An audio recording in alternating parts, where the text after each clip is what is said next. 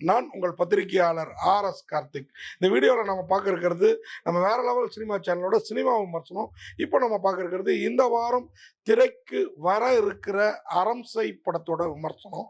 அரம்சை அருமையான ஒரு டைட்டில். படத்துக்கு டைட்டில் ஏன் இப்படி அரம்சைன்னு வச்சுருக்காங்கன்னா, இதில் ஒரு போராட்ட குழு அவங்க அரம்சை அப்படிங்கிற ஒரு அமைப்பை வச்சுருக்கிறாங்க.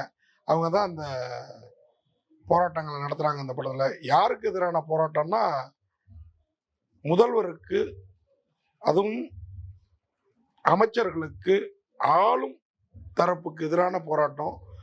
அதுவும் ஒரு நீதிபதியோட மகள், சுப்ரீம் கோர்ட் நீதிபதியோட பேத்தி அவங்க போராடுறாங்க. இது ஒரு பக்கம். இன்னொரு பக்கம் ஹீரோவும் இன்னொரு ஹீரோயினும் ஒரு பக்கம் மருத்துவக் கல்லூரியில் படிக்கிறாங்க. அதில் அவர் ஆராய்ச்சி மாணவராக வர்றாரு. அவருக்கு அந்த பெண் மீது காதல்.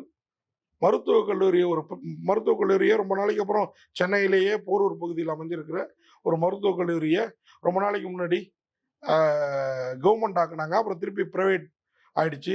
ப்ரைவேட் ஆக்கக்கூடாதுன்னு சில மாணவர்கள் போராட்டம் பண்ண அந்த கதை ரெண்டுத்தையும் கலந்து கட்டி, இன்னொரு பக்கம் இந்த அரம்சை குழு விவசாயிகள், வியாபாரிகள் எல்லோரோடையும் சேர்ந்து தலைமைச் செயலகத்தில் போராட்டம் பண்ணுறதுக்கு ரெடி ஆகுது. அங்கே போராடுறதுக்கு சிஎம்ஏ இறங்கி ஒரு பக்கம் போலீஸுக்கு ஆர்டர் போடுறாரு, ஒரு பக்கம் ரவுடி கும்பலுக்கெல்லாம் நேரடியாக அவளை போட்டு தள்ளிடுங்க, அவளை உதச்சி தூக்கிடுங்க, அடித்து தூக்கிடுங்கிற ரேஞ்சில் பேசுகிறாரு. சிஎம்ஐ விட அவரோட அடிப்படை அமைச்சராக இருக்கிற ஒரு பெண் அமைச்சர், நான் புடையை வரைஞ்சி கட்டிட்டு இறங்கினா பொல்லாதவ பார்த்துக்கோ அப்படின்ற லெவலில் பேசுது.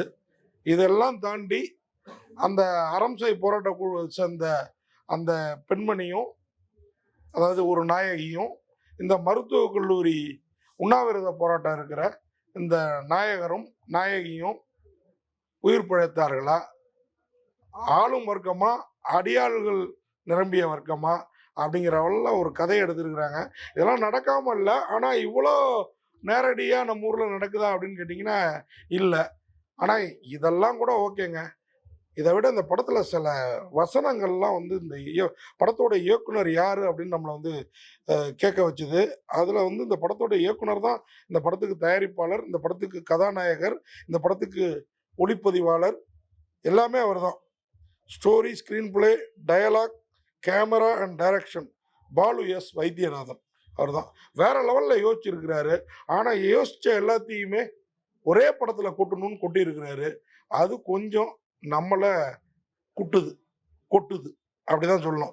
ஏன் சொல்கிறேன்னா, புதுசாக வர்றீங்க, யோசிக்கிறீங்க, அதில் பக்கம் பக்கமாக டயலாக் பேசுகிறதும், அரசாங்கத்தை எதிர்த்து இறங்கி அடிக்க நினைக்கிறதும், சிஎம்மா நம்ம ஜாகுவார் தங்கத்தை போட்டு அவர் சில இடங்கள்லாம் ஓவர் ஆக்டிங்கிறது தெரியாமல் ஓவர் ஆக்டிங் பண்ணியிருப்பதும், அவரை தாண்டி அவருடைய பெண் அமைச்சராக வர்ற அந்த அம்மணி அதிகப்படியாக நடிச்சிருக்கிறதும் படத்துக்கு கொஞ்சம் பலவீனத்தை ஏற்படுத்துது.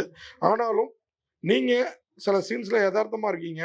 ஆனால் உண்ணாவிரத பந்தல்லாம் 5-6 நாள் உண்ணாவிரதத்தில் உயிர் போக கிடக்கிறப்போ கதாநாயகி சதாசர்வனமும் உங்கள் மடியில் படுத்துக்கிட்டு உண்ணாவிரத பந்தல்லையே உங்களோட டூயட்டுக்கு, அதுக்கும் ஒரு டூயட் வைக்கலாம், அரை டூயட் வைக்கலாம், 3 டூயட் உண்ணாவிரத பந்தல்லேருந்து நீங்கள் மருத்துவக் கல்லூரியை மீட்க போராட்டம் நடத்துகிறீங்களா, இல்லை கதாநாயகியை கண்டுபிடிக்க போராட்டம் நடத்துகிறீங்களாங்கிற கன்ஃபியூஷன் ரசிகர்களுக்கு ஏற்பட்டுரும். அதை கொஞ்சம் குறைச்சிருந்துருக்கலாம்.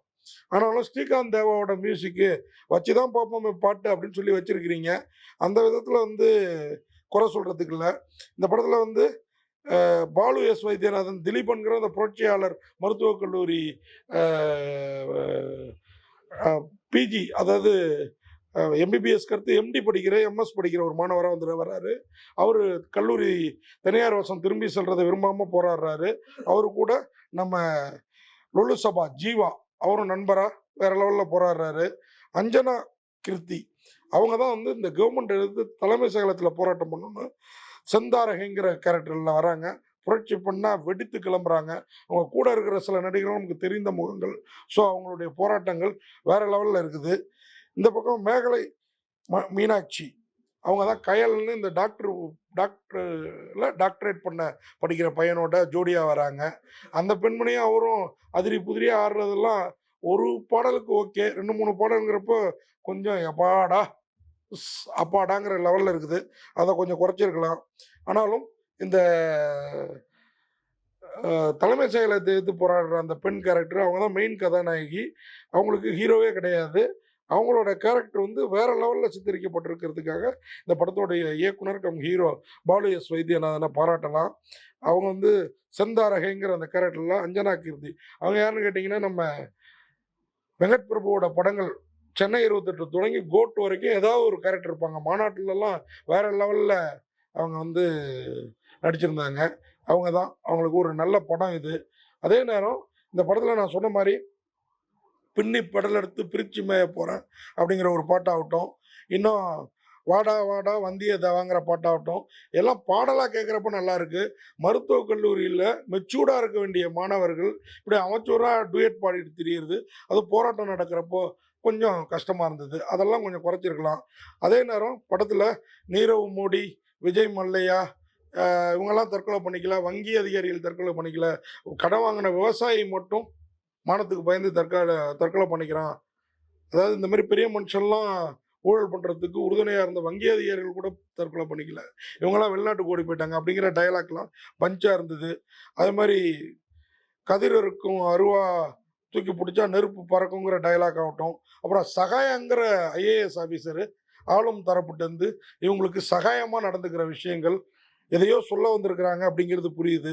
அந்த விதத்துல எல்லாமே சிறப்பா இருக்கு. ஆனா நடிகைங்க, ம டிக்டாக் பிரபலங்கள்லாம் தேடி ஓடுற மீடியாக்காரங்க, நம்ம போராட்டத்த பார்க்க வரலையேன்னு முதல்ல பொங்குறாரு ஹீரோ.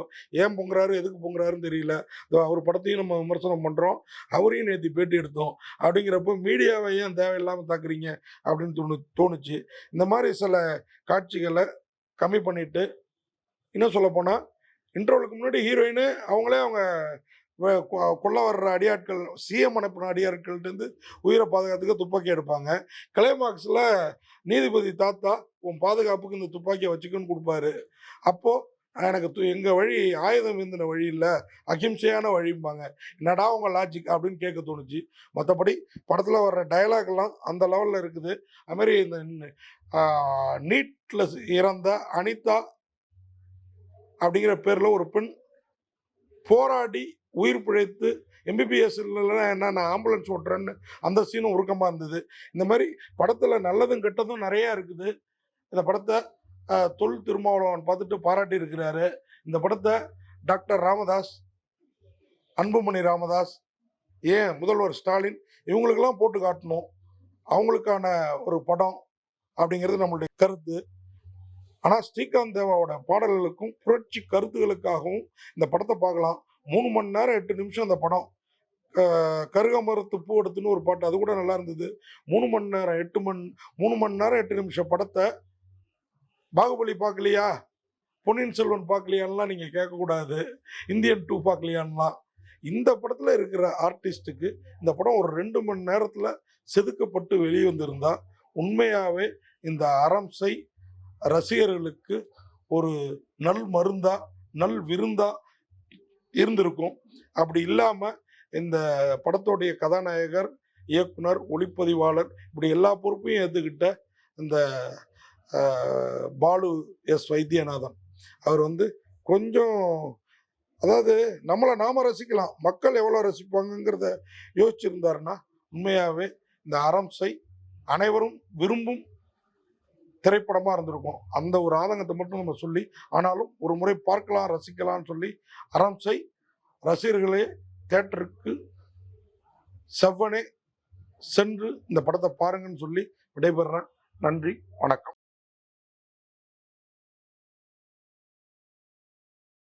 இந்த வீடியோ உங்களுக்கு பிடிச்சிருந்தா லைக் பண்ணுங்க, கமெண்ட் பண்ணுங்க, ஷேர் பண்ணுங்க, சப்ஸ்கிரைப் பண்ணுங்க.